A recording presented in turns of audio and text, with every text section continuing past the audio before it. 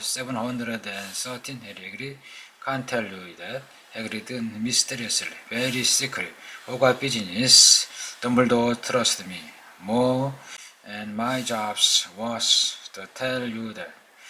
그리고 그 held the door open for that. Harry, who had expected more marvel, was surprised. They were in narrow stone passageway lit with flaming torches. It sloped steeply downward. There were little railway tracks on the floor. 그리고 그 whistle and a small cart came hurtling up the track toward them. They climbed in, hurried with some difficulty, and were off. At first they just hurtled through a mazy, twisting passage. Harry tried to remember left, right, left, middle fork, right, left, but it was impossible. The rattling cart seemed to know its own way because Greybook wasn't steering. Harry's eyes stung at the cold air rushed past them, but he kept them wide open. Once he saw a burst of fire at the end of the passage and twisted around to see if it was a dragon. But too late, they plunged even deeper passage underground, like their huge stalactites and stalagmites grew from the ceiling and floor. I never know, Harry called Hagrid over the nose of the cart. What the difference between stalagmite and stalactite? Stalagmite got an M in it, said Hagrid. And don't ask me question just now. I think I'm gonna be sick. He did look very green, and when his cart stopped at last beside a small door in the passage, well, Hagrid got out and had him lean against the wall to stop his knee from trembling. Greybook unlocked the door. A lot of green smoke came billowing out as it cleared. Harry gasped. Inside were molds of green gold coins, columns of silver, heaps of little bronze nuts. All yours, smiled Greenhorn.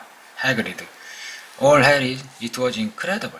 The Dumbledore couldn't have known about this, or they'd have had it from him faster than blinking.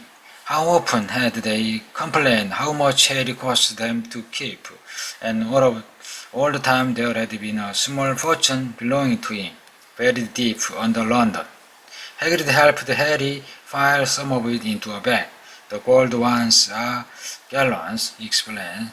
17 silver sticks to a gallon and 29 nuts to a sickle. It's easy enough, right? There should be enough for a couple of terms. We'll keep the rest safe for you. He turned on Greybook. Bolt 713 now, please, and can you go more slowly? One speed only, said Greybook. They were going even deeper now and gathering speed. The air became cold and colder, and they huddled round tight corners. They were rattling over underground ravine, and Harry leaned over the side to try to see farther down at the dark bottom. But Hagrid groaned and pulled him back by the scarf of his neck. Bolt 713 has no keyhole. Stand back, said the keeper importantly. He stroked the door gently with one of the long fingers, and it simply melted away.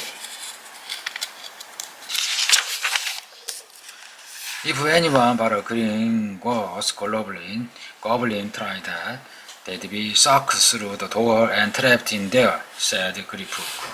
How often do you check to see if anyone inside? Harry asked. About once every 10 years, said Greybook with a rather last grin. Something really extraordinary had to be inside this top security vault. Harry was sure, and he leaned forward eagerly, expecting to be a fabulous jewel at the very least. But at first he saw it was empty. Then he noticed a groovy little package wrapped up in brown paper lying on the floor. Hagrid picked it up and tucked it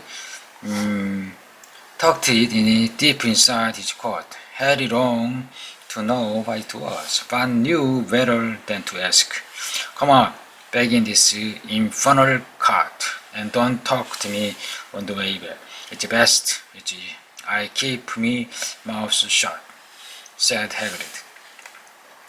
One wild cart ride later, he stood blinking in the sunlight outside Gringotts. He didn't know where to run fast now, and he had to beg for money. He didn't have to know how many goblins there was to pound to know that he was holding more money than he had in his whole life, more money than even Dudley had ever had. Might as well get your uniform, said Hagrid, nodding toward Madame Maclean's robot of all occasions. Listen, Harry, would you mind if I slipped off or pick me up the leaky cauldron? I had them Gringotts cart. He did still look a bit sick, so Harry entered Madame Malkin's shop alone, feeling nervous. Madame Malkin's was a squat, smiling witchy, dressed in all mauve. Hogwarts, dear, she said, and where is start to speak? Got a lot here. Another young man, being picked up just how, in fact. In the back of the shop, a boy with a pale, pointed face was standing on a footstool, while a second witch pinned up his long black robes. Madame Malkin stood Harry on a stool next to him, slipped a long robe over his head, and began to pin it to the right length. Hello, said the boy. Hogwarts? Yes, said Harry. My father's next door, buying my books and models of the street looking at once, said the boy. He had a bored, drawling voice. Then I'm going to drag them off to get the racing brooms. I don't see why first years can't have their own. I bully father into getting me on, and I'll smuggle in it somehow. Harry was strongly reminded of Dudley. Have you got your own broom? The boy went on. No, said Harry. Play Quidditch at all? No, Harry said again, wondering what on earth Quidditch could be. I do. Father says it's a crime if I'm not picked to play for my house, and I must say I agree. Know what house we'll be in yet? No, said Hagrid, feeling more stupid by the minute. Well, no one really knows until they get there today, but I know I'll be in Slytherin. All our family have been. Imagine being in Hufflepuff. I think I'd leave, wouldn't you?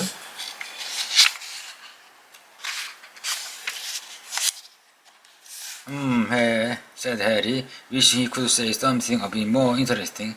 I say, look at that man, said the boy suddenly, nodding toward the front window. Hagrid was standing there, grinning and Harry, and pointing at two large ice cream to show he couldn't come in. That's Hagrid, said Harry. Please know something the boy didn't. He worked at Hogwarts. Oh, said the boy, I heard of him. He's sort of a servant, isn't he? He's the gamekeeper, said Harry. He was liking the boy less and less every second. Yes, exactly. I heard he's a sort of savage. Lives in the hut on the school ground, and every now and then he gets drunk, try to do magic, and end up setting fire to his bed.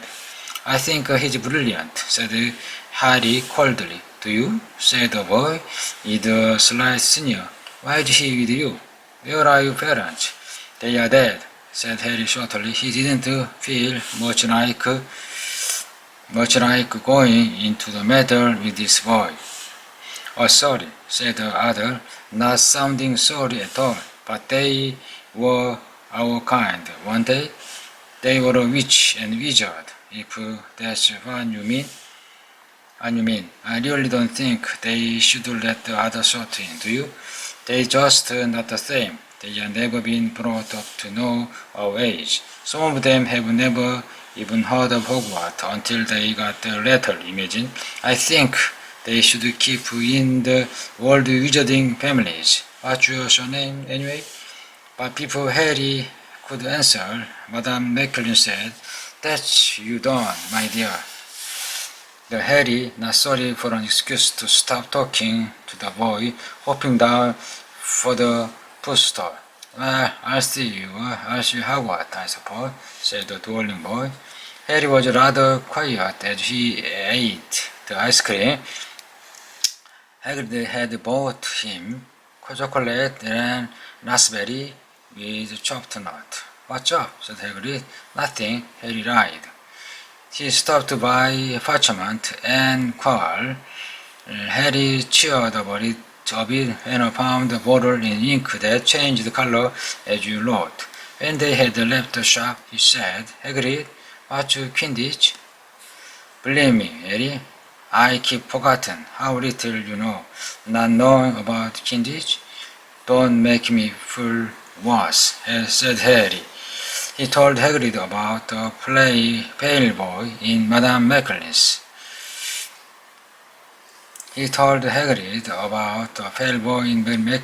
And he said people, the Muggle family shouldn't even be allowed in. You are not from a Muggle family. If he'd known who you were, he's grown up knowing your name if his parents were wizarding folk. You saw everyone in the Leaky Cauldron was like when they saw you. Anyway, what does she know about it? Something of the best I ever saw were the only one with magic in a long line of muggles. Look at your mom. Look what she had for a sister. So what is Quidditch? It's our sport, wizard sport. It's like a soccer in the Muggle world. Everyone follows Quidditch, played up in the air on broomsticks, and there's 4 walls. Shorter hard explain the rules.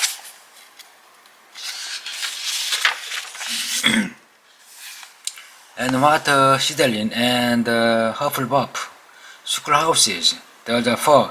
Everyone says Hufflepuff are a lot doofers, but I bet I'm in the Hufflepuff, said Harry gloomily.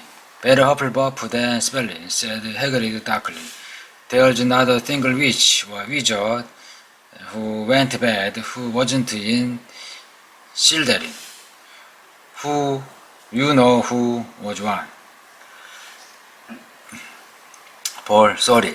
You know who was at Hogwarts? Years ago, said Hagrid. They bought Hagrid's school books in a shop called Flourish and Blood. All the shelves were stuck to the ceiling with books as large as paving stones bound in leather. Book the size of the postage stamp in covered in silk. Book full of peculiar symbol and a few books with nothing in them at all. Even Dudley, who never read anything, would have been wild to get his hand on some of these. Hagrid almost had to drag Harry away from curse and counter-curse. Bewitch your friend, bewitch friend, and befuddle your enemy with the latest revenge, hair loss, jelly legs, tongue-tidying, and much more, by Professor Bandicoot Bidian. I was trying to find out how to curse Dudley. I'm not saying that's not a good idea, but you not use magic in the Muggle world, except in very specific